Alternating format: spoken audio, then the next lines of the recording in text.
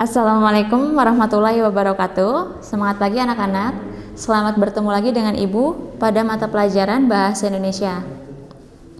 Untuk Bahasa Indonesia, gunakanlah Bahasa Indonesia yang baik dan benar, sesuai situasi dan kondisi. Sebelum belajar, silakan berdoa terlebih dahulu. Nah, anak-anak, untuk materi kali ini kita akan bahas tentang unsur-unsur pembentuknya cerita pendek. Sebelumnya kita akan ulas sedikit materi yang kemarin, yaitu menentukan nilai-nilai kehidupan dari cerita pendek yang terdapat pada kumpulan cerpen. Apa saja nilai-nilai kehidupan yang terkandung dalam cerita pendek? Yaitu pertama, moral, yang kedua, sosial, ketiga, budaya, keempat, agama, kelima, estetika, keenam, pendidikan. Nilai moral itu nilai yang menunjukkan tentang sikap kita, sikap atau etika kita. Untuk nilai sosial, yaitu menunjukkan nilai terhadap sikap kita dalam bermasyarakat. Untuk nilai yang ketiga, yaitu nilai budaya, yaitu nilai yang mengakar. Jadi kebiasaan kita yang mengakar sejak dulu dan sampai sekarang masih digunakan. Untuk nilai agama, yaitu nilai yang menyangkutkan antara keyakinan atau kepercayaan seseorang terhadap Tuhan dan agamanya. Bisa disebut nilai religius. Kemudian nilai estetika, yaitu keindahan. Nilai ini bisa dilihat dari gaya bahasa, dari pemilihan diksi, dan sebagainya. Dan yang terakhir, nilai pendidikan. Nilai pendidikan dilihat dari unsur pendidikan di dalamnya. Nah, untuk tugas yang kemarin, yaitu menentukan nilai kehidupan dari dua cerpen pada kumpulan cerpen Mata yang Enak Dipandang. Ibu akan bahas satu jawaban dari teman kalian yang menurut ibu jawabannya sudah tepat, yaitu ibu akan membahas nilai yang terkandungnya, kemudian parafrasenya, dan untuk videonya bisa kalian lihat di channel YouTube teman kalian sendiri. Baik, cerpen yang diambil dari kumpulan cerpen Mata yang Enak Dipandang. Cerpen yang pertama yaitu berjudul Penipu Keempat. Ini pekerjaannya Cynthia Fasya Ar-Rahman. Selamat ya Cynthia, pekerjaannya sudah sangat bagus. Semoga yang lain juga bisa seperti Cynthia ya. Nah, di sini Cynthia mengambil cerpen Penipu yang keempat, cerpen pertamanya. Nilai kehidupannya ada nilai moral. Diambil dari kutipan, 1.000 rupiah kuserahkan kepadanya dan aku pun mendapat penghargaan berupa kata-kata pujian dan doa. Parafrasenya, ia menyerahkan uang secara sukarela dan ikhlas sehingga ia mendapatkan pujian atas tindakannya itu. Kemudian ada lagi nilai yang terkandung dalam cerpen tersebut, yaitu nilai budaya. Dilihat dari kutipan, dia membawa bungkusan agak panjang berisi kemucing serta 4 pisau dapur. Kata lelaki itu, barang-barang yang dibawanya adalah buatan anak-anak penyandang cacat di kota Solo. Parafrasenya, seorang penjual membawa dagangan peralatan rumah tangga seperti kemucing dan pisau. Alat-alat tersebut dibuat oleh anak-anak penyandang cacat yang sangat kekurangan. Mereka bisa membuat sebuah karya yang bermanfaat.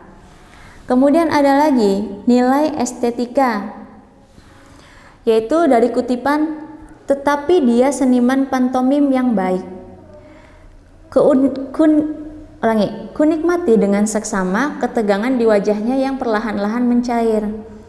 Parafrasenya, ia menikmati perubahan ekspresi wajah si penipu yang mulanya terkejut, namun cepat bisa dikendalikannya dengan ekspresi biasa saja. Karena itulah ia menyebut si penipu sebagai seniman pantomim yang baik dalam memerankan lakonnya. Kemudian ada lagi nilai sosial dan religiusnya, yaitu dalam kutipan berikut. Namun apa jadinya bila orang Cikokol itu tahu bahwa ada penipu lain yang jauh lebih pandai, yakni dia yang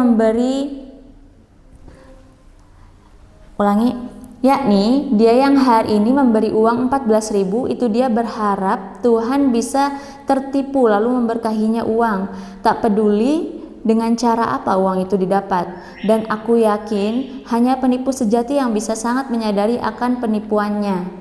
Parafrasenya, seorang penipu kelas kakap yang membiarkan dirinya ditipu dan dibodohi oleh 3 orang penipu teri dengan memberikan ketiga penipu itu uang secara sukarela, berharap supaya Tuhan bisa ditipunya lalu mau memberkahi hidupnya.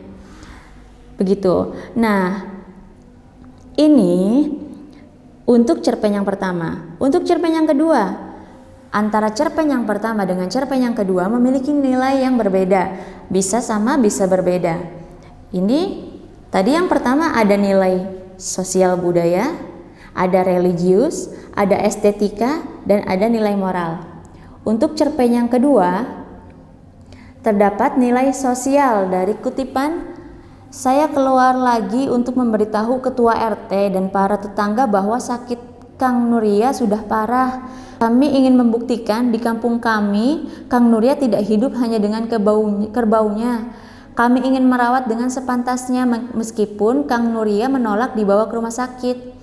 Namun akan mengurus kerbaunya agar tidak terus mengeluh-ngeluh.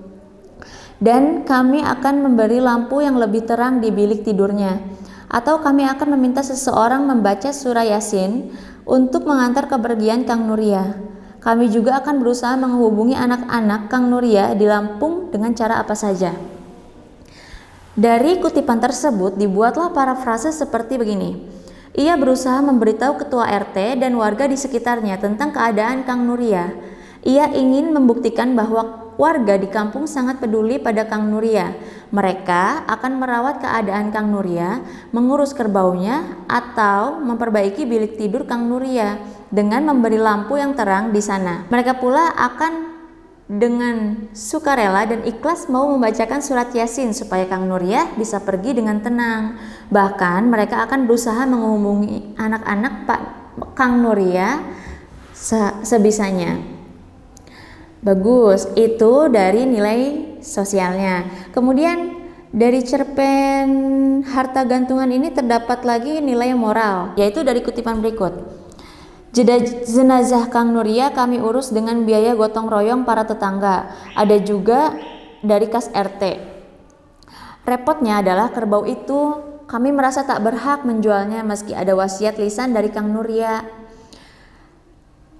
Maka selamatan 3 dan 7 hari kami lakukan ala kadarnya, yakni dengan tahlilan di masjid kampung. Sementara itu seorang tetangga kami minta merawat kerbau Kang Nuria sampai anaknya datang dari Lampung." Kemudian dari kutipan tersebut dibuatlah parafrase seperti berikut. "Warga kampung sudah mengurus semua keperluan Kang Nuria dengan bergotong royong. Ada juga yang menggunakan kas RT, tapi kerbaunya sedikit merepotkan. Mereka juga tidak berhak menjual kerbau itu walaupun ada wasiat lisan dari Kang Nuria. Selamatan 3 dan 7 hari atau tahlilan pun dilakukan seadanya di masjid. Dan seorang tetangga ditugaskan mengurus kerbau Kang Nuria sampai anaknya datang nanti." Kemudian ada nilai religius. Nilai religius yang diambil yaitu dari kutipan berikut. "Karena agak jauh dari pemukiman, surau itu hanya dipergunakan orang untuk sholat lohor dan asar di siang hari. Setelah matahari terbenam, surau itu gelap dan merana. Burung hantu yang sedang mengintai ikan suka bertengger di atapnya. Hanya beberapa orang yang biasa sholat di sana, di antaranya 2 orang penyadap nira. Sering juga ada pedagang keliling singgah untuk menunaikan ibadah." Dari kutipan tersebut dibuatlah parafrase seperti begini oleh Cynthia. Parafrasenya begini. "Sebab letaknya agak jauh dari rumah warga, masjid itu digunakan pada saat matahari terang benderang, tepat di waktu sholat zuhur dan asar saja. Setelah matahari terbenam, masjid itu menjadi gelap dan sunyi. Cuma ada beberapa orang suka sholat di sana. Salah satunya 2 orang penyadap niar dan ada juga pedagang keliling yang singgah untuk sholat. Ada juga nilai budaya dari kutipan berikut. Ya, rupanya jauh di sana ada calon pengantin yang dapat keberuntungan dan pada saat-saat terakhir. Karena kakeknya rela mati kena tumor demi mempertahankan harta gantungan. Calon pengantin itu pun mendapat biaya untuk menikah. Parafrase dari kutipan berikut yaitu, calon pengantin yang tidak memiliki biaya untuk pernikahan mendapat keberuntungan di saat-saat terakhir berkat harta gantungan yang dipertahankan kakeknya yang telah wafat karena penyakit tumor. Kemudian yang terakhir ada nilai estetika. Dari kutipan berikut, berkarib dengan Kang Nuria selalu terasa cair dan ringan. Mungkin karena Kang Nuria suka tertawa, matanya enak dipandang karena selalu memancarkan kecerahan. Alisnya jarang berkerut, kalau berjabat tangan terasa hangat dan akrab. Memang hidup Kang Nuria seakan mengalir ringan, seringan lalat dan langau yang berterbangan di punggung kerbaunya, atau seringan suara seruling yang kadang ditiupnya di tepi hutan dan terdengar lamat-lamat dari kampung. Parafrase dari kutipan tersebut yaitu, berkawan dengan Kang Nuria selalu menyenangkan, mungkin karena sifat Kang Nuria yang humoris, ekspresinya penuh kehangatan, alisnya jarang berkerut, yang menampakkan kehalusannya, dan mudah akrab dengan siapa saja. Hidup Kang Nuria seakan tidak memiliki beban, ia habiskan sisa hidupnya dengan penuh ketenangan. Nah, dalam cerpen kedua ini terdapat nilai moral, religius, sosial, budaya, estetika, ya, ada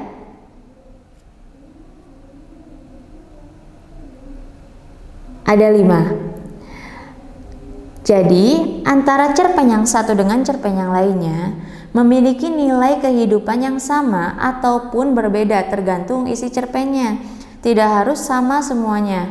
Kemudian, untuk menentukan nilai, yaitu kita ambil dulu kutipannya, kemudian kita tentukan termasuk apakah nilai tersebut, apakah nilai moral, ataukah nilai religius, ataukah nilai sosial, ataukah nilai budaya, ataukah nilai estetika, dan ataupun nilai pendidikan. Setelah itu, kalian buat parafrase. Parafrase itu kalian membuat kalimat ulang, tapi tidak sama persis dengan kalimat yang sesungguhnya. Kalian membuat kalimat ulang sesuai dengan bahasa kalian sendiri. Hanya ambil saja bahasa-bahasa yang penting, inti-intinya, lalu kalian buat jabarkan dengan bahasa kalian sendiri. Begitu untuk pembahasan menentukan nilai-nilai kehidupan dalam cerita pendek. Selamat untuk Cynthia, sudah bagus di antara yang lain.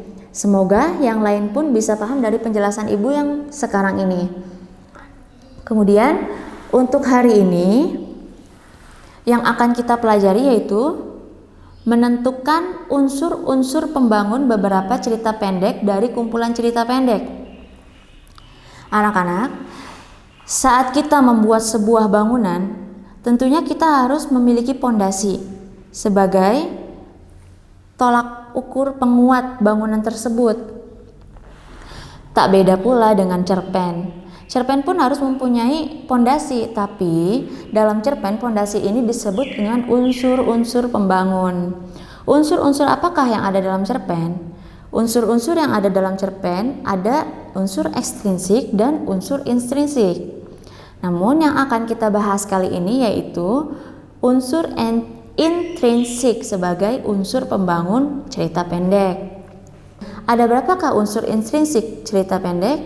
Ada 6, yaitu pertama, tema, kedua, alur, ketiga, latar, keempat, penokohan atau perwatakan, kelima, sudut pandang dan gaya bahasa, yang keenam, amanat.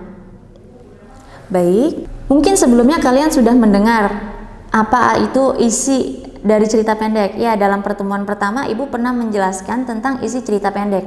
Namun sebenarnya pada pertemuan pertama itu kalian hanya diminta untuk mengenal perbedaan antara cerpen, kumpulan cerita pendek, dan novel. Nah, untuk sekarang kalian diharuskan menentukan isi masing-masing unsur dari cerita pendek tersebut.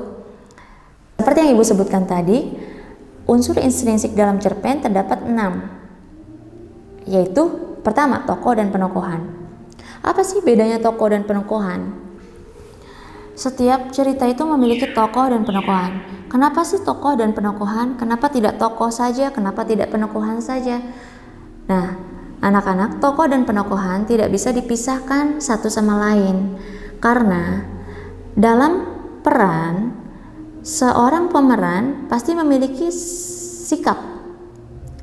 Nah, sikap dan pemeran itu digabungkan menjadi satu, yaitu penokohan. Jadi seseorang memiliki sikap yang ada di dalam cerpen tersebut, itu namanya penokohan. Sedangkan yang disebut dengan tokoh yaitu pemain, setiap pemainnya. Misal Rudi, Dimas, Andi, nah mereka adalah tokoh. Untuk penokohan, Rudi memiliki sikap yang baik, jujur, adil, itu termasuk penokohan. Mengerti? Baik, yang kedua ada alur. Sebagian orang sulit membedakan alur dengan jalan cerita, padahal simpelnya alur adalah rangkaian cerita yang memiliki hubungan sebab akibat, sehingga membentuk suatu kesatuan. Sementara itu jalan cerita hanyalah rangkaian cerita yang berbentuk kronologis dari awal sampai akhir, tanpa disertai hubungan kualitas yang kuat. Secara sederhana, alur memiliki beberapa tahapan, mulai awalnya pengenalan, konflik, komplikasi atau kerumitan, klimaks, leraian, sampai pada penyelesaian. 6 ya. Nah, berikut ini ada penjelasannya. Pengenalan. Pada tahap pengenalan ini, pembaca dikenalkan dengan sosok tokoh, penokohan, sampai latar. Kemudian, tahap konflik. Pada tahap ini, pembaca akan dihadapkan pada bagian cerita yang menampilkan masalah utama, baru menampilkan masalah utama dari kisah. Masalah bisa menyangkut persoalan dalam diri sang tokoh, perselisihan dengan tokoh lain, sampai antara satu tokoh dengan lingkungannya. Untuk cerpen biasanya hanya ada satu konflik yang membangun kisahnya. Satu konflik ya pada cerpen. Kemudian klimaks. Ini masih tahapan alur. Tadi yang pertama pengenalan, yang kedua konflik, dan yang ketiga klimaks. Klimaks adalah ketika masalah sudah mencapai puncaknya. Itulah yang dikenal sebagai istilah klimaks. Di tahap ini pembaca bisa mendapatkan puncak ketegangan dari persoalan yang diusung pengarang. Kemudian yang keempat adalah leraian. Setelah puncak pasti ada leraian. Nah, persoalan yang akan menemui titik balik yang cenderung menurun, udah naik, turun lagi. Nah, itu namanya leraian. Di sini tingkat ketegangan mulai berkurang karena masalah sedang menuju pada tahap akhir. Kemudian yang kelima, ada penyelesaian. Leraian itu belum selesai ya, baru menuju tahap penyelesaian. Kemudian yang kelima ada tahap penyelesaian. Tahap penyelesaian ini tahap akhir, yang dimaksud adalah tahap penyelesaian. Pada bagian ini semua masalah diuraikan dan didapati solusinya. Namun ada juga cerpen yang membuat penyelesaiannya secara terbuka sehingga bagian solusi tidak diceritakan. Kelima, bagian alur di atas tidak mesti terjadi secara berurutan. Apalagi pada cerpen-cerpen modern, kamu bisa saja menjumpai kisah yang dimulai dari klimaks dan berujung pada klimaks juga. Ya, tidak tentu ya. Nah, selain memiliki tahapan, alur sebuah cerita juga memiliki jenisnya masing-masing. Secara umum ada 3 jenis alur yang bisa ditemukan pada cerpen. Yang pertama alur maju, yang kedua alur mundur, yang ketiga alur kilas balik atau flashback. Alur maju, mungkin kalian sudah sering mendengar, bahkan mungkin sudah hafal ya di luar kepala ya.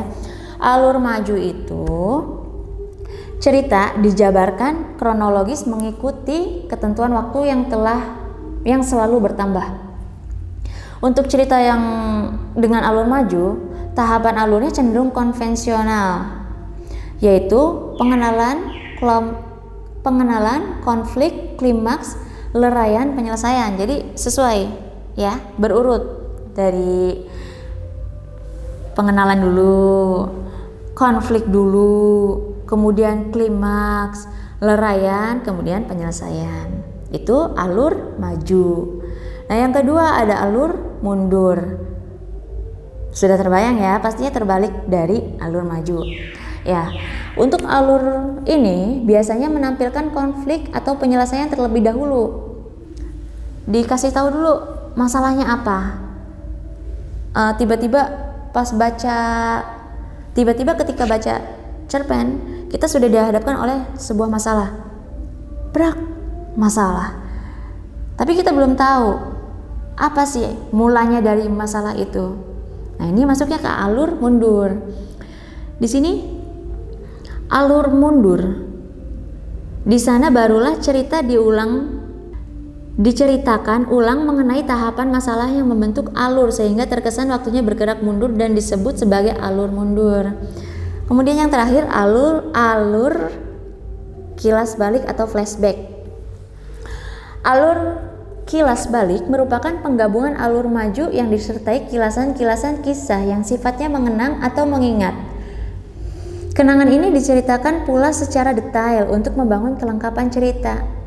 Nah, itu ya, ada 3 alur, yaitu alur maju, mundur, dan flashback.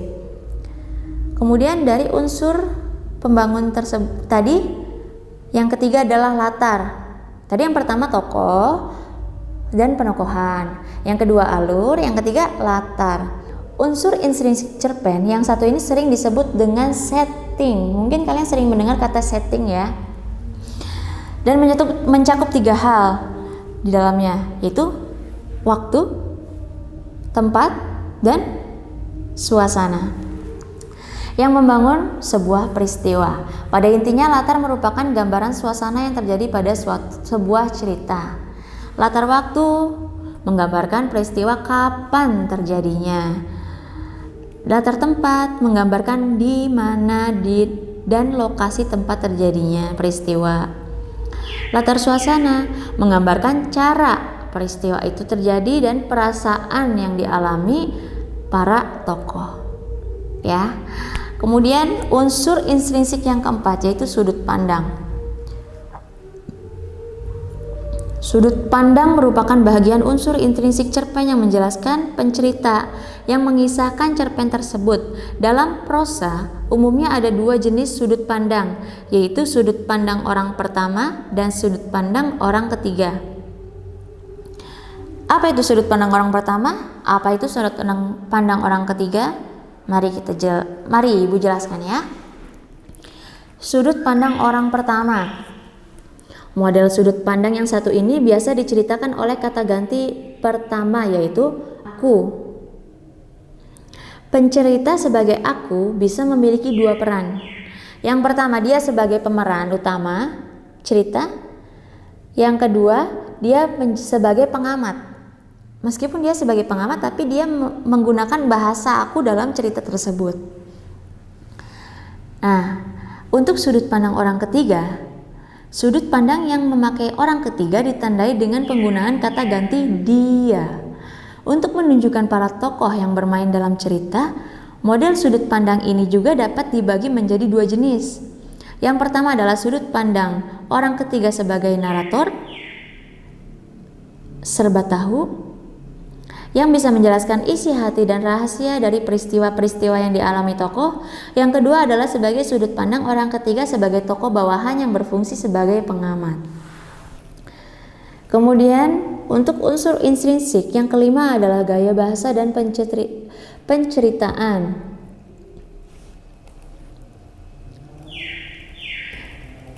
Dalam sebuah cerpen, kamu akan menemukan banyak kiasan atau bahasa yang terkesan lebih lembut atau lebih kasar. Inilah yang disebut sebagai gaya bahasa. Setiap pengarang memiliki gaya bahasa yang berbeda, dan ini juga berhubungan dengan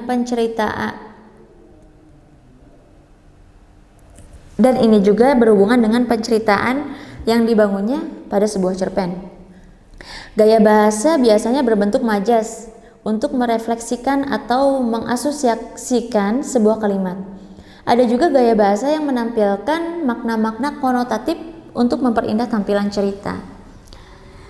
Kemudian yang terakhir, unsur intrinsik yang terakhir ada tema dan amanat. Tema. Sudah terbayang dalam kalian apa yang akan dibahas tentang tema? Ya, tentunya pada pembuatan sebuah cerita pendek, apalah jadinya tanpa tema? Tema itu dasar sekali dari pembuatan cerita. Ya, tema sebuah cerita akan selalu berhubungan dengan amanat yang hendak disampaikan oleh pengarang dalam pengisahannya. Jadi, sulit untuk memisahkan antara kedua unsur ini guna berdiri sendiri. Meskipun berkaitan, tema dan amanat memiliki arti yang berbeda sebagai unsur intrinsik cerpen. Tema adalah gagasan dasar yang ada dalam sebuah cerita. Sebagai contoh, ketika membaca cerpen tentang perayaan Hari Pahlawan, kamu akan menemukan ide cerita yang mengangkat masalah nasionalisme ataupun sikap rela berkorban. Itulah temanya. Kemudian, sementara itu amanat merupakan nilai-nilai yang bisa dipetik dalam kisah yang dibaca. Nilai tersebut akan selalu berhubungan dengan tema yang mendasari cerpen tersebut.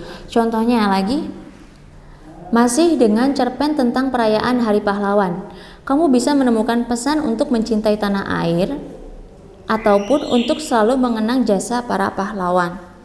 Nah, itulah beberapa unsur intrinsik yang membangun terbentuknya sebuah cerita pendek. Selanjutnya, untuk lebih memperjelas pemahaman, kita bisa lihat contoh soal ya. Kemudian kita akan bahas bersama. Contoh soal, ibu akan memberi cerita pendek berjudul Hujan, Musik dan Kenangan, karya Yvonne de Vries.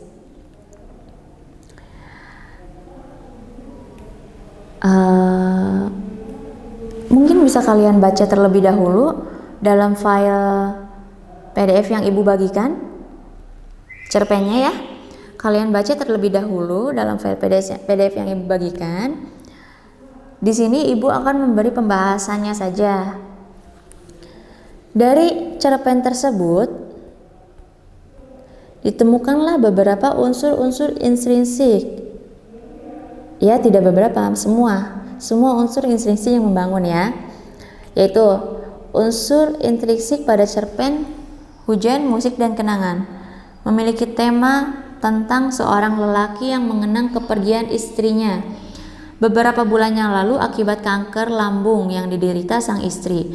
Dalam mengenang istrinya, si lelaki juga ditemani oleh sahabatnya semasa kuliah yang dahulu menyukai Yasmin dan diam-diam mengenang perempuan yang disukainya itu. Hal itu membuat si lelaki sulit melewati masa dukanya. Kemudian ada tokoh. Tokohnya siapa saja? Tokohnya lelaki itu di sini digambarkan sebagai sosok yang melankolis. Hal ini tercermin dari caranya mengenang sosok istrinya tersebut. Dan kedua ada tokoh Yasmin, yaitu istri lelaki tersebut merupakan perempuan yang disukai istri lelaki sejak kuliah dan digambarkan sebagai sosok yang menyukai pemandangan alam seperti hujan dan sinar matahari, serta menyukai kata-kata yang berhubungan dengan cinta. Kemudian tokohnya ada sahabat lelaki itu, digambarkan sebagai sosok yang setia kawan pada sahabatnya dan diam-diam mengenang Yasmin yang juga dia sukai sewaktu kuliah dulu. Kemudian setelah tokoh ada latar yang digunakan pada cerita pendek di sini yaitu latar tempat. Tempatnya yaitu di rumah lelaki itu dan almarhumah istrinya. Kemudian latar waktunya ada sore, malam hari, serta sehabis hujan dan saat matahari terbit di hujan karet. Untuk latar suasananya ditemukan yaitu murung. Setelah latar, kita menemukan alur. Alur yang digunakan adalah jenis-jenis alur cerita mundur, sebab si tokoh utama atau si lelaki itu menceritakan banyak hal yang dia alami semasa istrinya hidup dulu. Kemudian setelah alur ada sudut pandang. Sudut pandang yang digunakan penulis pada cerpen Hujan, Musik dan Kenangan di sini adalah sudut pandang orang ketiga atau sudut pandang di luar tokoh cerpen, karena menggunakan kata ganti lelaki itu, ya, sama dengan dia. Kemudian ada amanat. Amanat menurut pandangan penulis, amanat utama yang terkandung pada cerpen di atas adalah kita senantiasa mengenang hal baik dari orang yang telah meninggalkan kita untuk selamanya. Kita juga harus bisa melewati kesedihan yang kita alami, seberat apapun itu. Dan gaya bahasa yang terkandung dalam cerpen Hujan, Musik dan Kenangan di atas yaitu cenderung lugas. Gaya bahasanya cenderung lugas, di mana tidak ada kata-kata bermakna ambigu di dalamnya. Meski begitu, terdapat pula kalimat-kalimat yang menggunakan macam-macam perbandingan seperti metafora atau personifikasi. Misalnya pada kutipan, alam seakan sedang bernyanyi dan titik-titik air yang menerpa kaca jendela seolah menciptakan lirik-lirik puisi cinta yang romantis. Nah, dari kalimat ini menggunakan majas personifikasi, di mana pada kalimat ini alam dan titik-titik air yang menerpa kaca jendela disamakan dengan manusia yang pandai bernyanyi dan menciptakan puisi cinta. Kemudian untuk majas personifikasi dibuktikan pada kutipan berikut. Ia menikmatinya dengan penuh sendu, muram seperti warna langit di petang itu. Ya, dua kalimat itu menggunakan contoh majas metafora, di mana satu kalimat diperbandingkan dengan kalimat yang lainnya. Ya, begitu ya. Jadi kesimpulannya, untuk membentuk sebuah cerita pendek berjudul Hujan, Musik dan Kenangan di atas, diperlukan adanya tema, alur, latar, penokohan, gaya bahasa, sudut pandang, dan amanat. Baik, sekian materi yang Ibu sampaikan untuk pertemuan ketiga ini. Bila ada yang belum paham, silahkan kalian bertanya kepada Ibu kapan saja. Nah, untuk tugas yaitu, sebentar ya.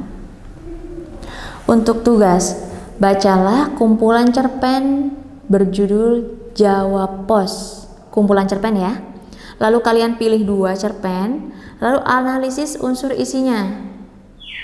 Analisis isi ya, jangan sinopsis. Analisis isi itu tentukan temanya apa, tentukan alurnya apa, tentukan tokohnya siapa, penokohnya bagaimana. Nah, kemudian buatlah kesimpulan prinsip terbentuknya sebuah cerita pendek. Kerjakan, tulis dulu dalam buku, kemudian ketik berbentuk Microsoft Word atau mau pakai WPS boleh, asal jangan pakai foto ya.